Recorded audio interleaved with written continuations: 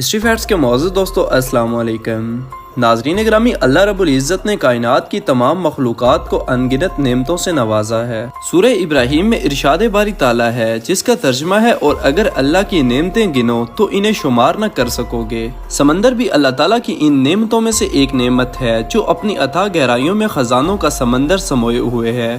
بے شمار نباتات، معدنیات، تیل، گیس اور قیمتی پتھروں کے علاوہ 75% آکسیجن بھی یہی سمندر مہیا کرتے ہیں۔ پھر ان میں آبی حیات کی بھی اس قدر اقسام ہیں جن کا صحیح شمار بھی ممکن نہیں۔ اس کے علاوہ پینے کا 40% صاف پانی بھی انہی سمندروں کے مرہون منت ہے۔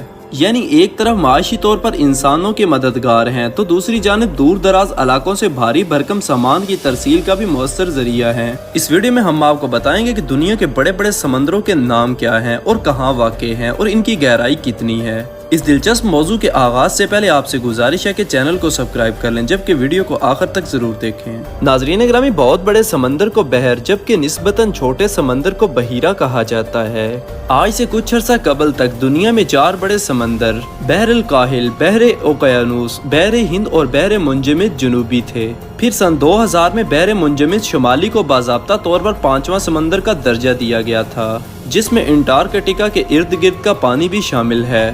یہ 5 سمندر ایک دوسرے سے جڑے ہوئے ہیں جبکہ اس کے برعکس دنیا کے 50 کے لگ بھگ چھوٹے سمندر ایک دوسرے سے جدا جدا ہیں۔ سمندر زمین کے کل رقبے کے تقریباً 70 سے 75% حصے پر پھیلے ہوئے ہیں۔ یہ کس قدر حیرت کی بات ہے کہ انسان نے بلند ترین پہاڑوں سے لے کر سیاروں تک تو رسائی حاصل کر لی ہے، لیکن اس زمین کے 75% حصے کے بارے میں اب تک صرف 5% معلومات تک رسائی حاصل کر سکا ہے۔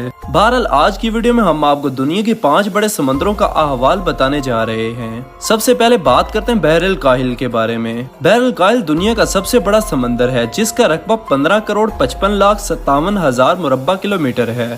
اس کی وسعت کا اندازہ اس بات سے لگایا جا سکتا ہے کہ یہ دنیا کے 28% رقبے پر پھیلا ہوا ہے اور امریکہ کے کل رقبے سے 15 گنا طویل ہے۔ اس کی اوسطاً گہرائی 13,215 فٹ ہے جبکہ اس کے گہرا ترین مقام ماریانا ٹرینچ ہے۔ بحر الکاہل میں لگ بھگ 25,000 جزائر ہیں جو دنیا بھر کے کل سمندری جزائر سے بھی زیادہ ہیں۔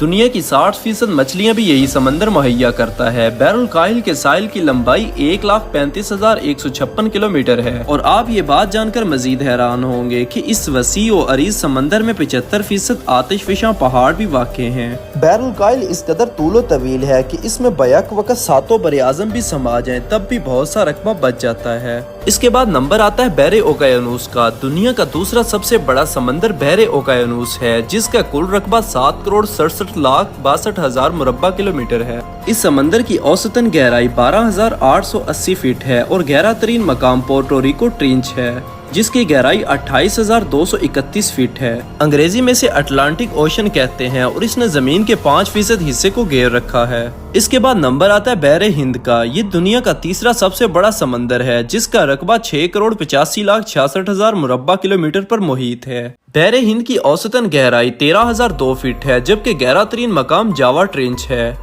دنیا کا تقریباً 20% پانی کا ذخیرہ رکھنے والے اس سمندر کی گہرائی 23,812 فٹ ہے۔ اس کے بعد نمبر آتا ہے بحر منجمد جنوبی کا۔ 2,03,27,000 مربع کلومیٹر کے رقبے پر پھیلا ہوا یہ دنیا کا چوتھا بڑا سمندر ہے۔ اسے چاروں اطراف سے براعظم انٹارکٹیکا نے گھیرا ہوا ہے۔ بحر منجمد جنوبی کو باقاعدہ طور پر سن 2000 میں بین الاقوامی تنظیم برائے آبی جغرافیہ نے بحر کے طور پر تسلیم کیا تھا۔ اس کی اوسطاً گہرائی 13,100 فٹ ہے جبکہ گہرا ترین مقام ساؤتھ سینڈوچ ٹرینچ اور کل گہرائی 23,737 فٹ ہے۔ اس سمندر کے اکثر حصوں پر برف جمی رہتی ہے۔ اس کا قدیم نام انٹارکٹیکا تھا، تاہم سن 2000 کے بعد اس کا نام بحر منجمد جنوبی رکھ دیا گیا تھا اور آج بھی اسی نام سے یہ سمندر جانا جاتا ہے۔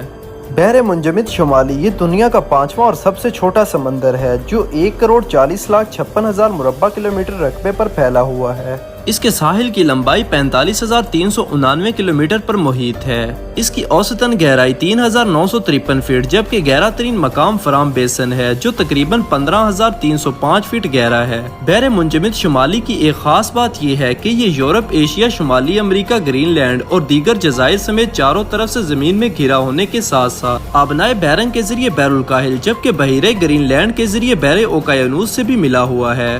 اس کا بھی زیادہ تر حصہ برف سے ڈھکا رہتا ہے، جس کے سبب یہاں آبی حیات انتہائی کم تعداد میں ہیں۔ سمندر کے حوالے سے ماہرین کا کہنا ہے کہ سمندر کی دنیا اس قدر گہری اور پر اسرار اور پوشیدہ ہے کہ زمین کے تمام دستیاب وسائل بروئے کار لا کر بھی اس کی تہہ تک مکمل رسائی ممکن نظر نہیں آتی۔ ایک عام غوطہ خور سمندر کی سطح سے 40 میٹر کی گہرائی سے زیادہ غوطہ خوری نہیں کر سکتا۔ مشہور زمانہ بحری جہاز ٹائٹینک کا ملبہ بھی 3800 میٹر کی گہرائی میں ملا تھا۔ اس سے بھی نیچے جائیں تو 4000 میٹر کی گہرائی میں ہم سمندر کے اس حصے میں جا پہنچتے ہیں جسے ایبل زون کہا جاتا ہے، اور یہاں پانی کا دباؤ 1100 مربع فی انچ تک جا پہنچتا ہے۔ اس سے کہیں زیادہ نیچے جائیں تو 6000 میٹر کی گہرائی میں ایک ایسا سمندری علاقہ موجود ہے جسے ہیڈل زون کہا جاتا ہے۔ اس کی خاص بات یہ ہے کہ یہ غالباً کائنات کا تاریک ترین حصہ ہے اور یہاں پانی کا دباؤ 1100 گنا بڑھ جاتا ہے۔ مگر سمندر کی گہرائی یہاں بھی ختم نہیں ہوتی۔ 6500 میٹر سمندر کی گہرائی وہ حد ہے جہاں DSO الوین نامی مشہور تحقیقی آبدوز پہنچی تھی، اور یہی وہ آبدوز ہے جس نے ٹائٹینک جہاز کی کھوج لگائی تھی، مگر یہ آبدوز بھی سمندر کی گہرائی تک نہیں جا سکی۔ 8848 میٹر سمندر میں گہرا جانے کا مطلب یہ ہے کہ دنیا کی بلند ترین چوٹی یعنی ماؤنٹ ایورسٹ پوری ڈوب سکتی ہے، لیکن اس کے باوجود بھی سمندر کی گہرائی ابھی یہاں ختم نہیں ہوتی۔ لیکن انسانی عقل اور سائنسدانوں کی تحقیق اس کے سامنے گھٹنے ٹیک دیتی ہے، اور دنیا کی تاریخ میں سائنسدانوں کی تحقیق اس سے آگے خاموش ہے، جبکہ سائنسدان اور ماہرین کا اس بات پر اتفاق ہے کہ آنے والے وقتوں میں شاید انسان سمندر کی مزید گہرائی تک رسائی حاصل کر کے بہت سی نئی سمندری مخلوقات کا بھی پتہ چلا سکتا ہے، لیکن یہ انتہائی مشکل عمل ہوگا۔ ناظرین گرامی، یہ تھی ہماری آج کی ویڈیو۔ اگر آپ کو ویڈیو اچھی لگی ہو تو اس کو لائک اور شیئر، جبکہ چینل کو سبسکرائب کر دیجئے گا۔ آپ سے جلد ملاقات ہوگی کسی نئی معلوماتی اور تاریخی ویڈیو کے ساتھ۔ اللہ حافظ۔